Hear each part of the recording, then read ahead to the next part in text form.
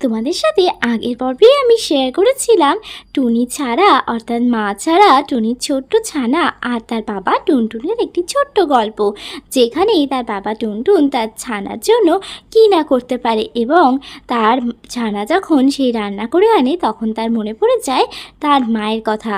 আর এরপরেই তোমরা দেখতে পাবে যে গল্পে কী হলো।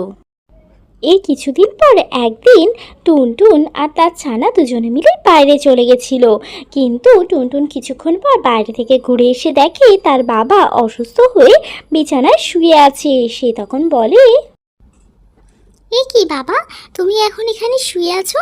আমি যখন বেরোলাম তখন তো তুমি কাঠ কাটতে গেছিলে, তোমার কি হয়েছে বাবা? হ্যাঁ মা, আজকে তো আমি জঙ্গলে কাঠ কাটতে গেলাম, কিন্তু বেশিক্ষণ পারলাম না। আমার শরীরটা ভীষণ খারাপ লাগছিল, তাই ঘরে এসে শুয়ে আছি। মনে হয় আমি বেশি দিন বাঁচবো না রে মা। বাবা তুমি প্লিজ এরকম কথা আমাকে আর বলো না। আমার তো খুব কষ্ট হয় বলো, আমার মাও নেই, তুমি ছাড়া কে আছে বলো। বাবা আমি তোমাকে সুস্থ করে তুলবো, মা সেই সুযোগ দেয়নি, কিন্তু তোমাকে আমি সুস্থ করবই। আমি এক্ষুনি তোমার জন্য একটা ভালো ডাক্তার ডেকে আনছি।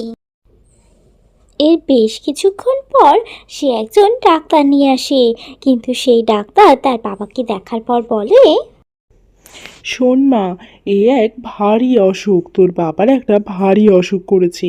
আমি কিন্তু এই অসুখ সারাতে পারবো না। তুই বরং একজন জ্যোতিষকে ডেকে আন, আর তিনি তোর বাবার এই অসুখ সারাতে পারবেন বলে মনে হয়। আচ্ছা ডাক্তারবাবু, আমি বাবার জন্য সব কিছুই করতে পারি। আমি কালই একজন জ্যোতিষকে বাবার কাছে নিয়ে আসবো। ছোট্ট টুনি কি পারবে তার বাবাকে সুস্থ করে তুলতে? এটা জানতে হলে তোমাদের অবশ্যই কিন্তু চ্যানেলটা সাবস্ক্রাইব করে দিতে হবে।